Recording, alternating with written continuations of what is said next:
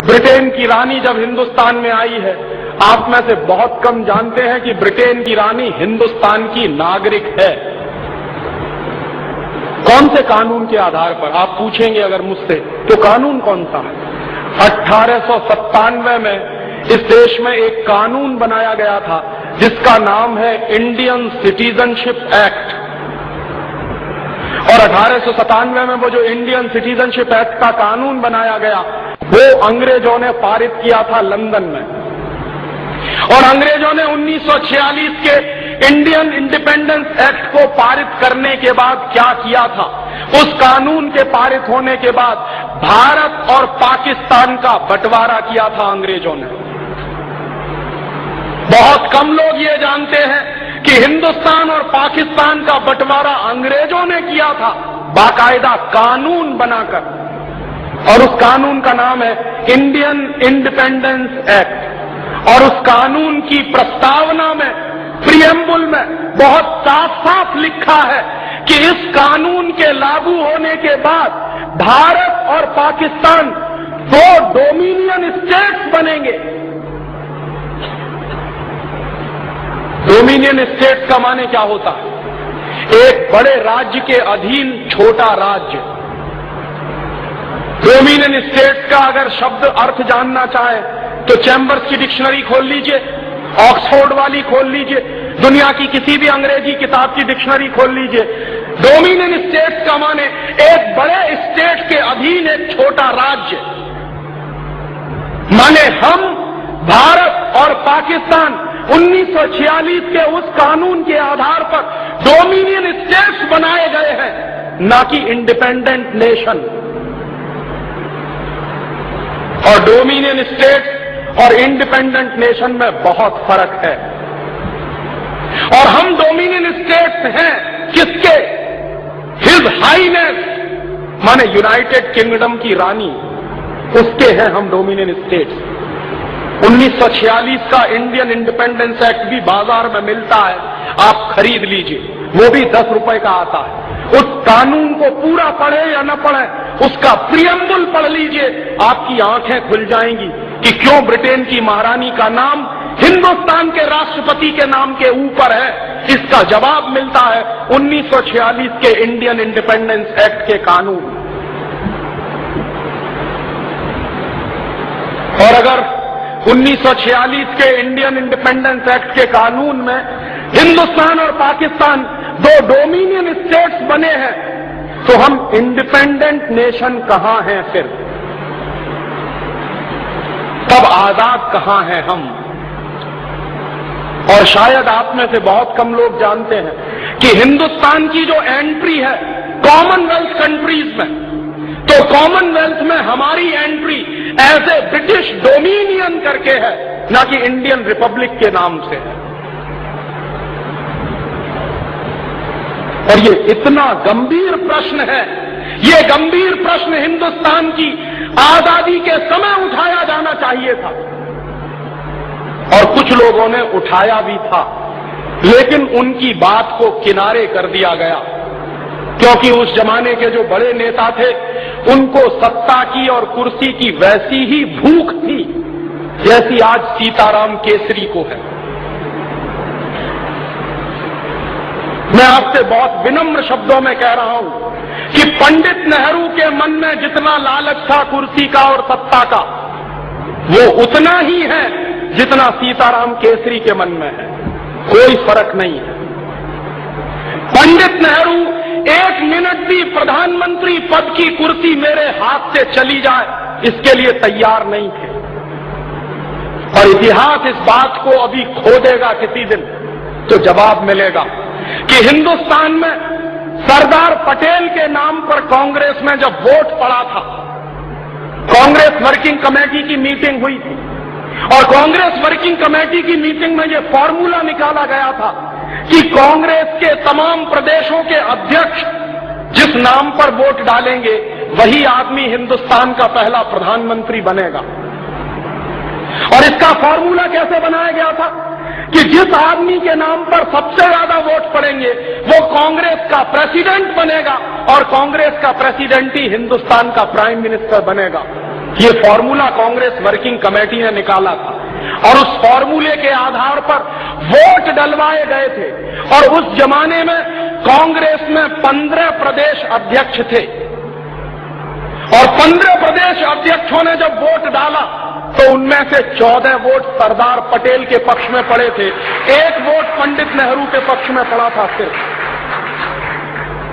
और जब पंडित नेहरू के पक्ष में 1 वोट पड़ा तो पंडित नेहरू हार गए और सरदार पटेल जीत गए। तो कांग्रेस वर्किंग कमेटी के फॉर्मूले के आधार पर सरदार पटेल को कांग्रेस का अध्यक्ष बनाना तय हुआ और सरदार पटेल जब अध्यक्ष बनेंगे तो वही हिंदुस्तान के प्रधानमंत्री बनेंगे, ये भी तय हुआ। तब उस समय पंडित नेहरू ने कितनी गद्दारी का काम किया उसकी एक घटना मैं आपको सुनाता हूं। बहुत कम लोग जानते हैं कि जिस आदमी को आप चाचा नेहरू कहते रहे उसने सारे देश को कैसे बेचा है, उसकी आप घटना सुनिए। तो पंडित नेहरू के चरित्र में और सीताराम केसरी के चरित्र में आपको कोई फर्क नहीं समझ में आएगा। हुआ क्या, जब सरदार पटेल वोट जीत गए 14 वोटों से, मैसिव मेजॉरिटी से, तो तय हो गया कि अब तो कांग्रेस के प्रेसिडेंट सरदार पटेल बनेंगे और पंडित नेहरू हार गए, जमानत जब्त हो गई। कारण क्या था, पंडित नेहरू को कांग्रेस में कोई पसंद नहीं करता था। ये सबसे बड़ा सच है, कांग्रेस में कोई पंडित नेहरू को पसंद नहीं करता था। क्यों? उसका कारण था कि पंडित नेहरू चुरूट भी पीते थे, सिगरेट भी पीते थे और लेडी माउंटबेटन के साथ उनके जो संबंध थे उनके बारे में कांग्रेस का बच्चा बच्चा जानता था।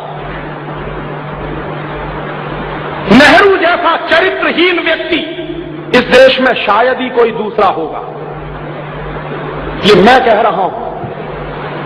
और उस कन्विक्शन के आधार पर जो नेहरू के बारे में जानकारियां मुझे मिली, और आप अगर ये जानकारियां देखना चाहें तो मेरे पास ऐसे 4 फोटोग्राफ हैं जो पंडित नेहरू की धज्जियां उड़ा सकते हैं इस देश में।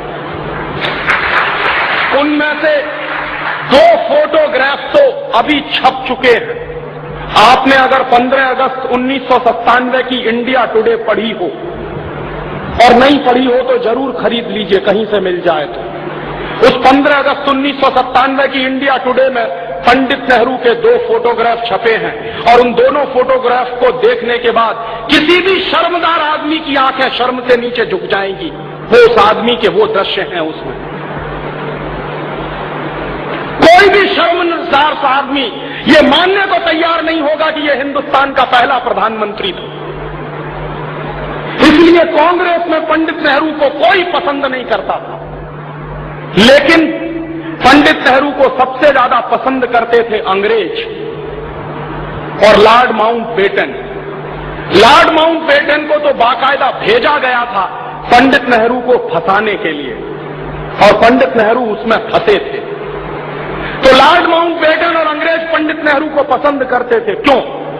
क्योंकि पंडित नेहरू के बारे में सभी अंग्रेज ये कहा करते थे कि ये आदमी शरीर से हिंदुस्तानी है लेकिन इसकी आत्मा अंग्रेज है, इसलिए इसके हाथ में सत्ता दे दो तो कोई वादा नहीं है, अंग्रेजों का ही शासन इस देश में चलता रहेगा। इसलिए अंग्रेज पंडित नेहरू को पसंद करते थे और अंग्रेज चूंकि पंडित नेहरू को पसंद करते थे तो बाकायदा पंडित नेहरू की छवि अखबारों में बनाई गई थी मीडिया हाइप के आधार पर। इस देश के जननेता नहीं थे वो। जननेता होते तो क्यों 14 वोट सरदार पटेल के पक्ष में पड़े और क्यों एक ही वोट पंडित नेहरू के पक्ष में पड़ा? और जब पंडित नेहरू ने समझ लिया और देख लिया कि अब दाल गलने वाली नहीं है, मैं चुनाव भी हार गया हूं, कांग्रेस वर्किंग कमेटी में मेरी मेजॉरिटी भी नहीं रही है, तो पंडित नेहरू गए गांधी जी के पास। और ये गांधी जी के जीवन की सबसे ब्लंडर मिस्टेक मैं मानता हूं जो हुई। क्या किया? पंडित नेहरू गए बापू के पास और बापू को उन्होंने सीधे सीधे कहा कि बापू, अगर मैं हिंदुस्तान का प्रधानमंत्री नहीं बना तो मैं कांग्रेस को तोड़ दूंगा और अगर कांग्रेस टूट जाएगी तो अंग्रेज हिंदुस्तान से नहीं जाएंगे। फिर उनको ये बहाना मिल जाएगा कि कौन सी कांग्रेस को हम सत्ता दें, जो कांग्रेस पंडित नेहरू वाली है उसको सत्ता दें या जो पंडित नेहरू के बाहर की कांग्रेस है उसको सत्ता दें। तो बापू पंडित नेहरू की इस ब्लैकमेलिंग के शिकार हुए और बापू ने पर्सनल चिट्ठी लिखी। वो पर्सनल चिट्ठी गांधी जी के रिकॉर्ड्स में है, आप चाहें तो देख सकते हैं। गांधी वांग्मय के 100 अंक हैं जो भारत सरकार ने छापे, और गांधी वांग्मय के 100 अंकों के जो लास्ट फेज के अंक हैं उनके आधार पर एक किताब छपी है जिसका नाम है पूर्ण आहुति, और प्यारेलाल जी ने वो किताब लिखी है। प्यारेलाल जी गांधी जी के सेक्रेटरी हुआ करते थे, तो प्यारेलाल जी ने पूर्ण आहुति में वो चिट्ठी छापी है जो गांधी जी ने पटेल को लिखी थी। क्या चिट्ठी है कि सरदार पटेल, मैं जानता हूं कि तुम जीत गए, लेकिन नेहरू को प्रधानमंत्री बनाना है, इसलिए मैं चाहता हूं कि तुम वापस ले लो अपना नाम। सरदार पटेल ने बापू से सीधे मिलकर कहा कि बापू, ये आपकी अगर अंतरात्मा है तो मैं तो हमेशा आपका सेवक रहा हूं, आप कहते हो तो मैं अपना नाम वापस ले लेता हूं। और सरदार पटेल ने इतनी दरिया दिली दिखाई, गांधी जी ने उनसे यही कहा था कि नेहरू इस समय सत्ता के मद में अंधा हो गया है और कांग्रेस को तोड़ने की बात कर रहा है, और अगर इस समय कांग्रेस टूट गई तो अंग्रेज जाएंगे नहीं, उनको बहाना मिल जाएगा कि हिंदुस्तान में हम कौन सी कांग्रेस को सत्ता सौंपें, कौन सी कांग्रेस को ना दें। इसलिए अंग्रेजों को ये बहाना ना मिलने पाए, कांग्रेस ना टूटने पाए, तो मैं तुमसे अनुरोध कर रहा हूं कि तुम तुम्हारा नाम वापस ले लो। तब सरदार पटेल ने अपना नाम वापस लिया और इस तरह पंडित नेहरू हिंदुस्तान के प्रधानमंत्री बने। किस तरह की चालबाजी से हिंदुस्तान का पहला प्रधानमंत्री अपने पद तक पहुंचा, आप सोचिए जरा। इससे कम चालबाजियां आज चलती हैं क्या कांग्रेस में? ऐसी ही चालबाजियां तो आज चलती हैं कांग्रेस। ये कांग्रेस का चरित्र है, चालबाजियां करने का कांग्रेस का चरित्र है, और उसी चरित्र में से ये पार्टी निकली है। और इसलिए इस पार्टी को अपने सत्यानाश और दुर्दिन देखने पड़ रहे हैं हिंदुस्तान में। ये वही पार्टी है जो 1885 में बनी थी, और इस पार्टी के बनने का इतिहास भी गजब का है। आप में से बहुत कम लोग जानते हैं